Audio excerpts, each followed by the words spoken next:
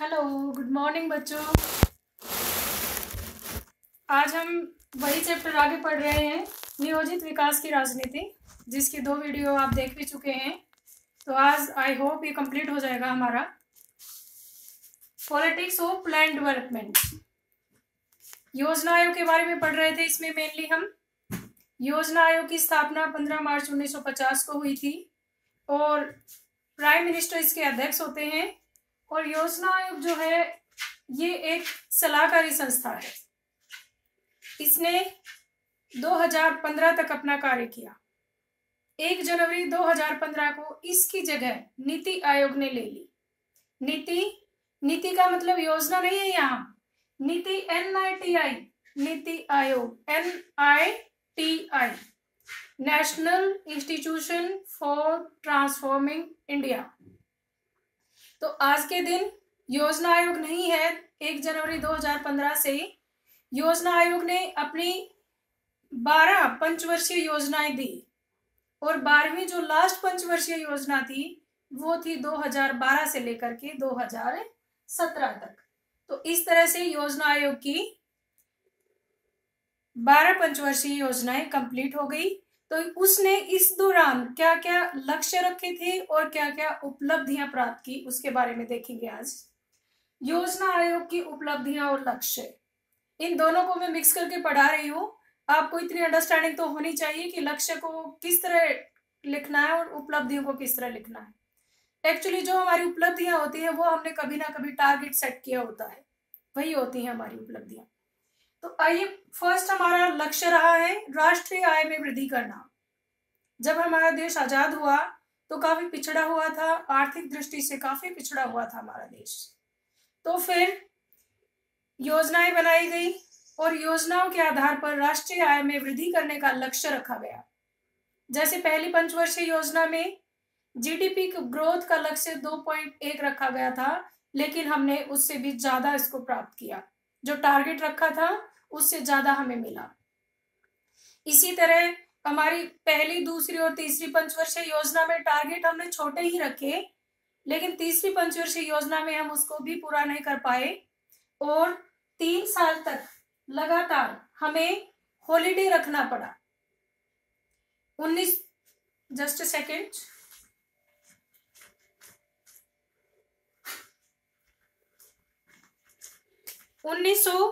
67,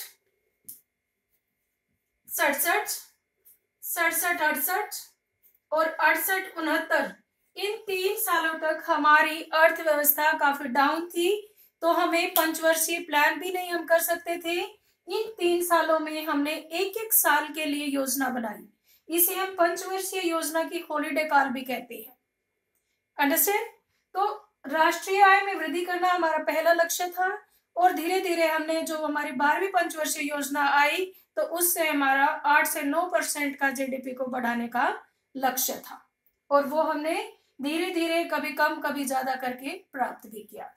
second हमारा लक्ष्य था प्रति व्यक्ति आय में वृद्धि करना।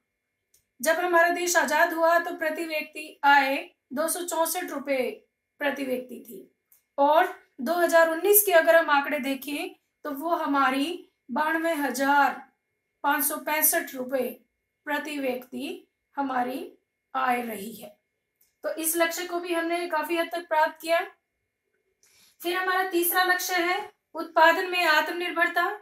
उत्पादन में आत्मनिर्भरता की मैंने हरित क्रांति में भी आपको पढ़ाया है कि एक दौर ऐसा था जब हम बहुत ज्यादा खाद्यान्न संकट से जूझ रहे थे और उस दौरान हमारे देश में हरित क्रांति लाई गई, जिसमें उत्तम क्वालिटी के बीज, आपको बार बार एक वर्ड पढ़ने को मिलेगा HYV, high yielding variety seeds, इनको मुहैया कराया गया किसानों को और जिसकी वजह से बहुत अच्छी हमारे उत्पादन में बढ़ोतरी हुई और हम उत्पादन के मामले में आत्मनिर्भर बने। तो हमारा तीसरा लक्ष्य था जो हम आज अचीव कर चुके हैं। आज आप कोरोना के डिजीज के टाइम में भी देखेंगे हमारे पास इतना अनाज है, सरकार कह रही है कि हमारे पास इतना सफिशिएंट हमारे गोदाम भरे हुए हैं कि हम और कुछ समय तक गरीबों की सहायता कर सकते हैं। जैसे आप देख रहे होंगे आज के दिन राशन की दुकानों पर बिल्कुल मुफ्त में गरीबी रेखा से नीचे वाले लोगों को भी, और जो जस्ट गरीबी रेखा से ऊपर है, जिनके ग्रीन कार्ड है, उनको भी मुफ्त में अनाज दिया जा रहा है। और ये तभी संभव हो पाया है जब हम खाद्यान्न के मामले में आत्मनिर्भर बनी है। हमारा चौथा लक्ष्य है सामाजिक विकास। सामाजिक विकास, जैसे आपने देखा होगा कि जब हमारा देश आजाद हुआ तो बहुत सारी कुरीतियां थी हमारे देश में। बाल विवाह, दहेज प्रथा और सती प्रथा जैसी कुरीतियों से भी हम ऊपर उठे। और भारत के संविधान में मौलिक अधिकारों में समानता का अधिकार दिया गया है। प्रत्येक व्यक्ति आज के दिन समान है। जो छुआछूत जैसी भयंकर बुराइयां थी उनको खत्म कर दिया गया है। ये भी हमारी योजनाओं का एक लक्ष्य रहा है, जिसे काफी हद तक हम पूरा कर चुके हैं। आज के दिन जो गरीब तबका है, जो अल्पसंख्यक है, जिसका पूरी तरह से विकास नहीं हो पा रहा है, उनको ऊपर उठाने के लिए अलग से आरक्षण की भी व्यवस्था की गई है। अब हमारे नेक्स्ट आता है साक्षरता की दर में वृद्धि। आपको पता होगा कि जब हमारा देश आजाद हुआ तो उसमें मैंने सेकंड चैप्टर में आपको पढ़ा था लोकतंत्र की स्थापना में कि 17 करोड़ मतदाताओं में से 15% पढ़े लिखे थे। और अगर हम कुल जनसंख्या देखें तो हमारी कुल जनसंख्या का 18.33% 18.33% थी साक्षरता दर उस समय। और आज के दिन अगर 2011 की जनगणना हम देखें तो 76.65% हमारी साक्षरता दर है। तो इस मामले में भी हमने काफी हद तक बहुत कुछ अचीव किया है। महिला साक्षरता की दर भी बढ़ी है, 65 के करीब हो गई है, जो पहले बहुत ही कम थी। फिर आता है निर्यात में वृद्धि। शुरुआत में तो हमारे पास निर्यात करने के लिए कुछ था ही नहीं, लेकिन धीरे धीरे अगर सॉफ्टवेयर की हम बात करें या इस्पात की हम बात करें, कच्चे माल, पहले तो हम कच्चे माल का निर्यात करते थे, लेकिन आज के दिन हम तैयार माल, जैसे हमारे देश में बनी हुई रासायनिक दवाइयां, अभी का अगर हम उदाहरण लें तो आपने देखा होगा कि अमेरिका के राष्ट्रपति डोनाल्ड ट्रंप ने भी हमसे हाइड्रोक्लोरोक्विन दवाई भारत से मंगवाई है। इसका मतलब चिकित्सा के क्षेत्र में, तकनीक के क्षेत्र में भी अब हम काफी उन्नत हो गए हैं और आयात के साथ साथ हम चीजों का, वस्तुओं का निर्यात भी करने लगे हैं। अब आगे बात आती है दूरसंचार के क्षेत्र में वृद्धि। दूरसंचार के क्षेत्र में वृद्धि होना अपने आप में दर्शाता है कि लोगों में खुशहाली आ रही है, लोगों की इनकम बढ़ रही है। आज के दिन आपने देखा होगा कि मैक्सिमम लोगों के पास एंड्रॉयड फोन है, जो कि हमारी प्लानिंग का एक हिस्सा था कि लोगों को ज्यादा से ज्यादा कनेक्ट किया जाए, ज्यादा से ज्यादा कनेक्टिविटी हो लोगों की, जिससे कि कम से कम समय में सभी योजनाओं को नीचे के लेवल तक लागू किया जा सके। फिर आता है कृषि और भूमि सुधार कार्यक्रम। इन योजनाओं के तहत ही लक्ष्य रखा गया कि कृषि में सुधार किया जाएगा, खाद्यान्न की बढ़ोतरी की जाएगी और जमींदारी प्रथा उन्मूलन किया गया, बैंकों का राष्ट्रीयकरण किया गया। तो इससे काफी सुधार हुआ कृषि और भूमि के कार्यक्रम में। आज हम अपनी जरूरत के साथ साथ इतना अनाज उत्पादन करने लगे हैं कि हम उसको निर्यात भी करते हैं। आगे आती है सुरक्षा पर खर्च। जैसे आपने देखा होगा तीसरी पंचवर्षीय योजना के दौरान हमें 2 युद्धों का सामना करना पड़ा, एक चीन की तरफ से और एक पाकिस्तान की तरफ से। तो उस दौरान हमारी योजना का एक हिस्सा ये भी बन गया कि हमने सुरक्षा उपकरणों में भी बढ़ोतरी करनी है, हमने सेनाओं को भी ज्यादा मजबूत बनाना है। और इसके तहत पहला परमाणु परीक्षण हमने किया 1974 में और फिर हमने लगातार 5 परमाणु परीक्षण किया 1998 में। आज भारत एक परमाणु शक्ति संपन्न देश है और इस तरह से हमने सुरक्षा के क्षेत्र में भी काफी उपलब्धि हासिल की है, जिससे कि बाउंड्री के, जैसे हमारे बॉर्डर पर पाकिस्तान जैसे देश हैं, वो हमसे सीधा टक्कर लेते हुए 20 बार सोचते हैं। तो ये थी हमारी लक्ष्य जो हमने निर्धारित किए और जिसमें हमने उपलब्धियां प्राप्त की। आई होप समझ गए होंगे आप इसको। तो योजना आयोग के कार्य हम पहले वाली वीडियो में पढ़ चुके हैं और अब हमारे उद्देश्य और उपलब्धियां। तो इसके बाद अभी हमारा आता है नीति आयोग। जैसे मैंने स्टार्टिंग में भी, बीच में कई बार हमने बात की कि योजना आयोग की जगह नीति आयोग ने ले ली है। योजना आयोग 15 मार्च 1950 को बना, 12 योजना इसने चलाई। 12 5 ईयर प्लान FYP, 12 योजना इसकी सक्सेसफुल रही। और उसके बाद जब बीजेपी एनडीए की सरकार आई, बीजेपी के नेतृत्व में श्री नरेंद्र मोदी जी प्रधानमंत्री बने, तो उन्होंने स्वतंत्रता दिवस के दिन 2014 में ही ये घोषणा कर दी थी कि अब योजना आयोग ज्यादा दिन तक नहीं चलेगा, इसको हम ट्रांसफॉर्म करने जा रहे हैं और इसकी जगह एक ऐसा थिंक टैंक, इसे थिंक टैंक के नाम से भी जाना जाता है, नीति आयोग को थिंक टैंक के नाम से भी जाना जाता है, ये है नीति आयोग। तो इसमें एक इस तरह का आयोग का गठन किया गया, योजना आयोग को सस्पेंड कर दिया गया और 1 जनवरी 2015 से नीति आयोग ने अपना कार्य शुरू कर दिया था और 18 फरवरी 2015 को भारत के प्रधानमंत्री, जो कि नीति आयोग के चेयरमैन भी हैं, आपको ध्यान रखना होगा कि योजना आयोग के चेयरमैन भी प्रधानमंत्री रहे हैं, होते रहे हैं, और नीति आयोग के चेयरमैन के लिए भी ये परंपरा है कि वो भी प्रधानमंत्री ही होंगे। और पहली बैठक 18 फरवरी 2015 को उस समय के प्रधानमंत्री नरेंद्र मोदी जी ने ली थी। अब अंतर क्या है नीति आयोग और योजना आयोग में?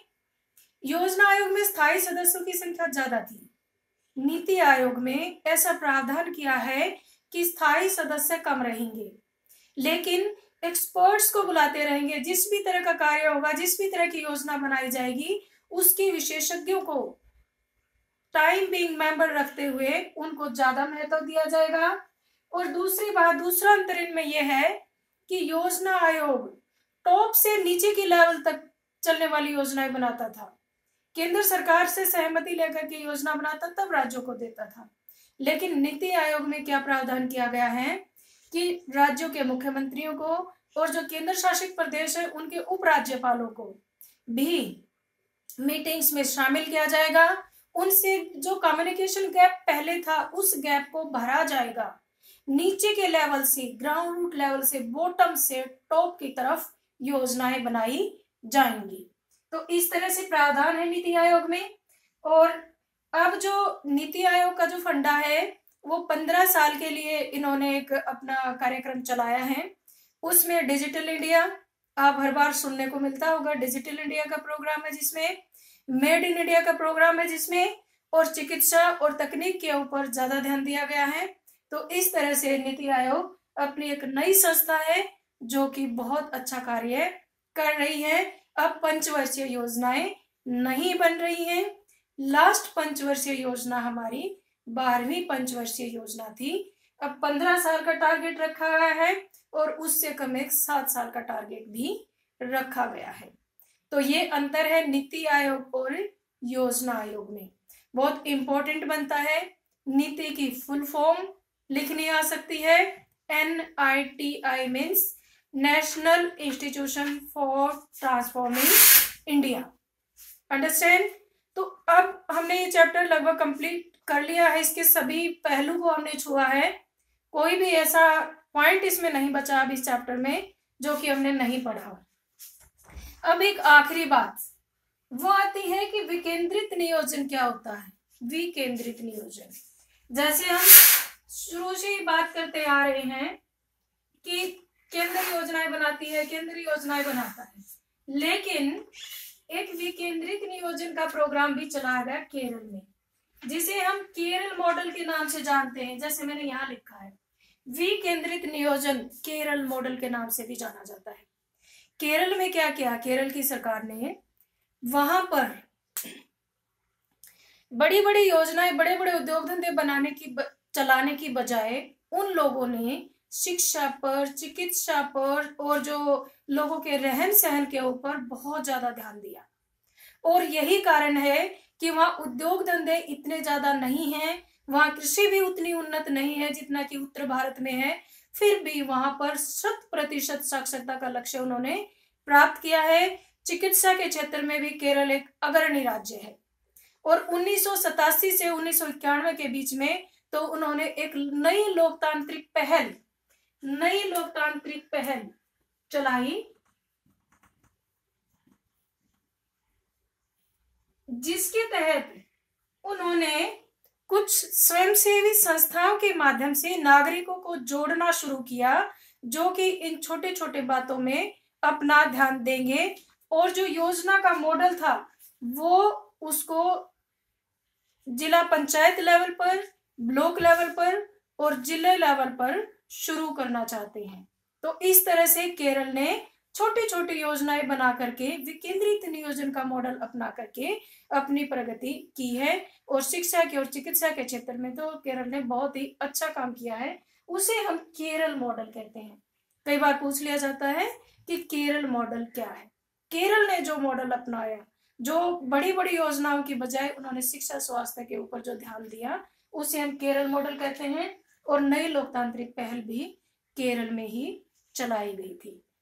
तो अब हमारा पूरा चैप्टर कंप्लीट होता है और कुछ ऐसा नहीं बचा है जो कि इसमें आपका छूट जाता हो। ध्यान से सुनेगा इन वीडियोस को और बुक से हेल्प लेते हुए अंडरलाइन करके इसके नोट्स प्रिपेयर कर लेने हैं। Thank you.